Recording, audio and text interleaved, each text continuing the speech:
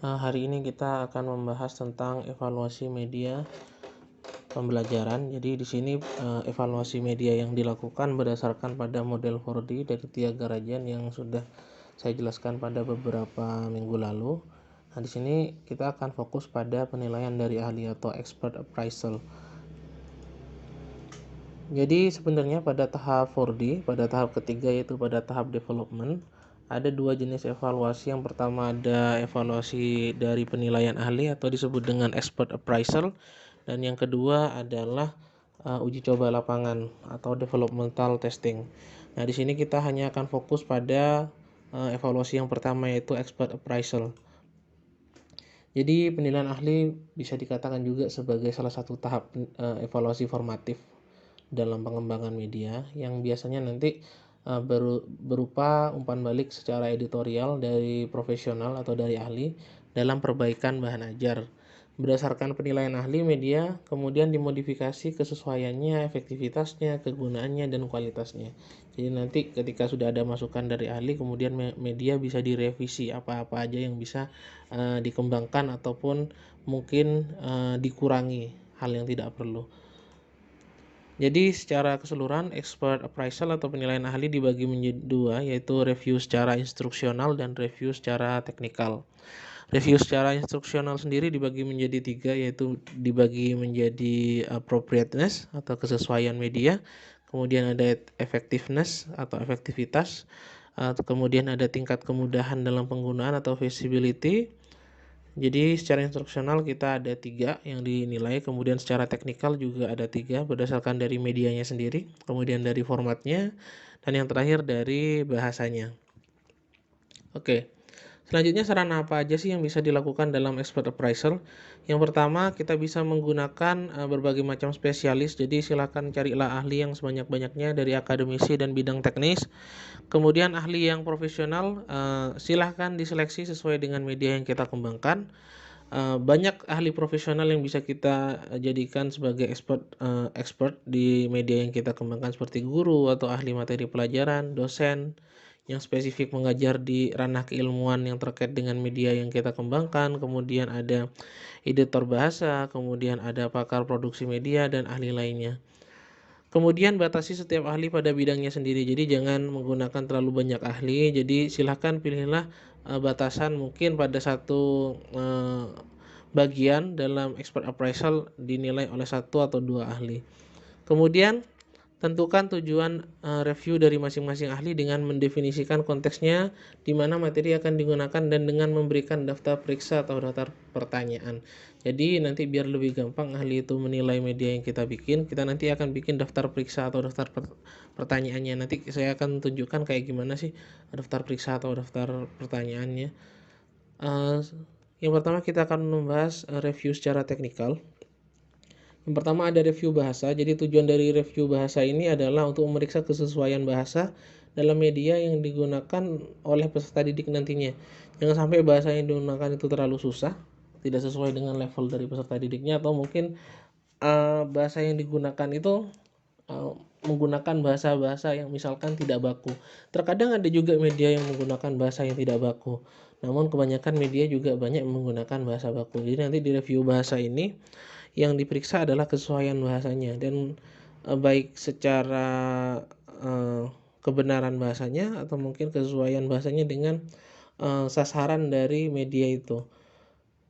Ini adalah contoh daftar periksa untuk ulasan bahasa. Misalkan yang pertama yang dinilai adalah pengorganisiran bahasa. Jadi nanti kita bikin level dari 1 sampai 5 menggunakan skala Likert. Jadi dari yang 1 tidak terorganisir dengan baik sampai yang terakhir terorganisir dengan baik. Jadi nanti kita bisa bikin penilaian 1 sampai dengan 5. Nah, si reviewernya nanti atau si ahlinya nanti kita bisa memilih poin mana yang dia nilai dari media yang kita udah buat. Misalkan ini dari sisi organisasinya. Kemudian ada banyak lagi yang bisa kita kembangkan, misalkan penggunaan subjudul, terus panjang dan pendeknya topik, kemudian bahasa yang bertele-tele, atau apakah mungkin bahasanya singkat dan padat. Jadi banyak hal yang bisa kita lakukan untuk penilaian dari sisi bahasa. Ini hanya contoh aja, ada 4 poin daftar periksa yang saya buat. Untuk lebih jelasnya bisa dilihat lebih lanjut di bukunya Tiaga Rajan. Kemudian ada review media. Jadi tujuan dari review ini adalah untuk memeriksa kualitas teknis produk jadi dan kompatibilitas bahan dan peralatan. Kalau media itu butuh bahan dan peralatan yang digunakan. Jadi reviewer biasanya adalah orang yang memiliki pengetahuan tentang media secara instruksional. Jadi ini adalah contoh checklist dari review media yang digunakan ya. Di sini contohnya adalah media atlas pembelajaran. Jadi misalkan kita bikin indikatornya kesesuaian ukuran buku gitu misalkan ya. Nanti deskriptornya kita bisa jabarkan lebih lanjut bahwa ukuran atlas telah memenuhi standar dengan menggunakan ukuran kertas A4 dengan toleransi perbedaan ukuran antara 0 sampai 20 mm. Nah, nanti si ahli di bidang media ini nanti tinggal memberikan centang apakah media tadi sudah sesuai dengan indikator ukuran buku yang sesuai dengan standar ISO. Misalnya dicentang iya atau tidak, kemudian dikasih sarannya kira-kira seperti apa. Mungkin contoh lainnya adalah dengan kesesuaian ukuran medianya dengan materi. Jadi kadang-kadang kan ada media yang terlalu padat gitu tulisannya. Nah, nanti si reviewer media ini nanti yang akan melihat apakah ukuran dari media itu sesuai dengan materi yang ada di dalamnya. Itu untuk review media. Kemudian ada review format.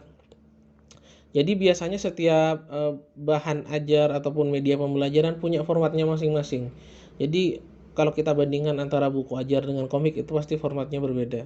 Misalkan saya ambil contoh instruksi terprogram itu ada format khususnya seperti tingkat kesalahannya atau rasio jumlah kata kritis dengan total jumlah kata dan seterusnya. Misalkan game simulasi juga ada standarnya seperti replikabilitas, rasio permainan dengan waktu persiapan. Nah, itu nanti dinilai oleh si ahli format yang mengerti tentang format dari media tadi.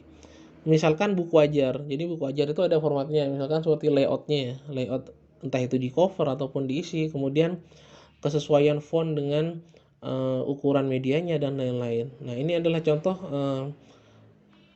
daftar daftar pernyataan ya atau daftar centang nanti kira-kira apa aja yang dinilai. Ini saya kasih contoh satu aja.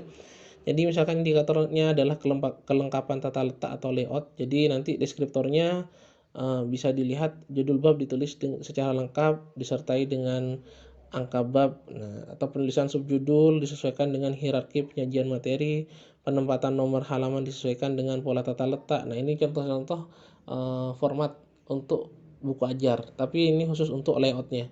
Nanti akan ada skala penilaiannya dari 1 sampai 5. Nanti si ahli nanti akan memberikan penilaian dari media yang udah kita bikin. Kemudian selanjutnya ada review secara instruksional. Kalau tadi secara teknikal, sekarang secara instruksional. Secara instruksional sendiri yang pertama ada kesesuaian atau appropriateness. Jadi kesesuaian dapat diartikan sejauh mana objek atau media sejalan dengan tujuan pembelajaran di dalam kelas. Biasanya reviewer yang bisa menilai hal ini adalah kalangan pendidik ya, seperti dosen, sarjana di bidang tertentu ataupun pengawas pendidikan.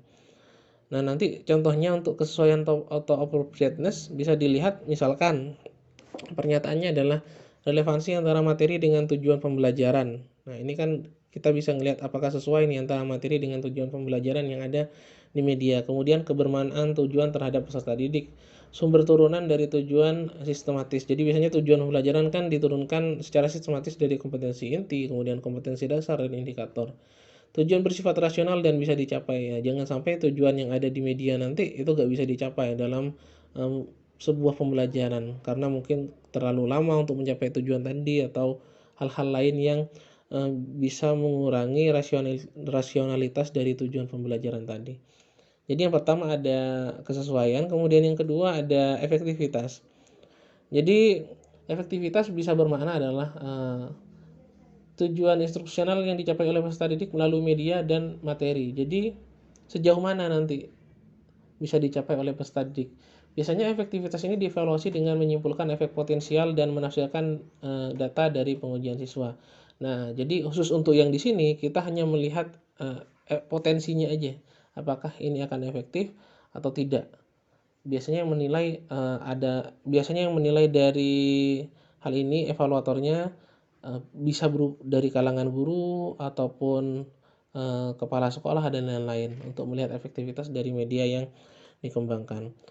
Untuk efektivitas sendiri sebenarnya banyak yang bisa dinilai. Ini ada beberapa hal yang bisa dinilai, misalkan pernyataan tujuannya atau mungkin tes di dalam medianya, kemudian konten instruksionalnya atau tingkat bahasanya, apakah bahasanya sesuai atau tidak. Kemudian ada gaya presentasi, jadi bagaimana gaya penampilan medianya, kemudian tingkat kesulitan penggunaan, kemudian umpan balik untuk siswa dan lain-lain. Jadi banyak hal yang bisa dinilai dari efektivitas. Kemudian yang terakhir ada tingkat kemudahan atau penggunaan. Jadi tingkat kemudahan atau penggunaan diartikan sebagai sejauh mana media yang dikembangkan dapat digunakan dalam proses pembelajaran. Biasanya ahli atau expert yang dapat memberikan review dalam hal ini adalah guru atau mungkin dosen ataupun direktur pengembang media. Banyak yang dinilai dalam tingkat kemudahan atau penggunaan ini, seperti biaya bahan pembuatan media, peralatan, persyaratan, penggunaan ruang dan waktu, serta penerimaan media oleh siswa ataupun oleh guru juga. Misalkan di sini ada contohnya untuk checklistnya, ada kecukupan pengemasan gitu ya. Pengemasan media kan pasti dikemas. Kadang kalau media cetak berarti kemasannya dalam bentuk buku dicetak ataupun media yang lain. Kemudian ada ketersediaan media pelengkap jika media tadi ada media pelengkapnya. Kemudian ada penggunaan kembali bahan. Biasanya ini ditujukan untuk media yang bisa digunakan kembali atau media kayak model dan lain-lain. Model ataupun uh, misalkan kayak model tata surya bisa dipakai lagi gak gitu. Jadi nanti itu masuk ke dalam hal reusability. Kemudian ada persyaratan penggunaan media. Biasanya penggunaan media ada persyaratannya, terutama misalkan media yang berbasis ICT. Kemudian persyaratan pemanfaatan ruang. Nah, ini juga perlu dinilai. Kemudian ada fleksibilitas, keterampilan khusus yang dibutuhkan dalam pengoperasian media. Ada beberapa media yang butuh keterampilan khusus dalam pengoperasiannya. Jadi kadang-kadang kalau ada siswa yang tidak punya keterampilan ini, tidak bisa mengoperasikan media tadi. Kemudian potensi penerimaan oleh guru dan potensi penerimaan oleh siswa. Nah, dari banyaknya pernyataan ini bisa dipilih kira-kira mana yang mau dimasukkan ke dalam penilaian oleh expertnya nanti terkait tingkat kemudahan dan penggunaan. Kemudian yang terakhir, hasil dari penilaian ahli ke revisi media. Jadi hasil penilaian ahli ini sangat berguna dalam evaluasi formatif dan banyak hal yang dinilai dalam sebuah media. Sebagai contoh, misalkan di sebuah media tadi ada soalnya gitu. Misalkan buku ajar, karena di dalam buku ajar ada soal, maka kita perlu yang namanya ahli konstruksi tes atau soal yang dapat memeriksa secara internal terkait validitas dan reliabilitas soal serta keterkaitannya dengan sasaran media tersebut. Misalkan tingkatan kelas dari siswanya. Jangan sampai soal yang dimasukkan ke dalam buku ajar tadi terlalu susah untuk tingkatan kelas dari siswa. Jadi jangan sampai soalnya untuk tingkat SMP sementara sasaran dari medianya adalah siswa di tingkat SD.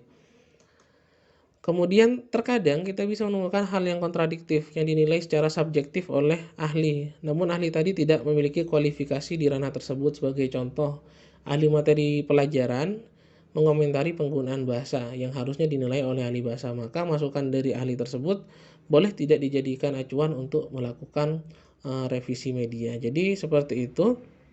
Hasil dari penilaian ahli sebenarnya sangat berguna bagi kita dalam sebagai pengembang media untuk melakukan revisi dari media yang sudah kita kembangkan. Jadi banyak hal yang bisa kita review dari media kita, baik itu secara teknis dan secara instruksi. Nah, dari hal itu kita bisa memilih banyak ahli-ahli yang lain gitu. Jadi seperti itu untuk pertemuan hari ini. Pada minggu depan kita akan belajar terkait evaluasi media dari uji coba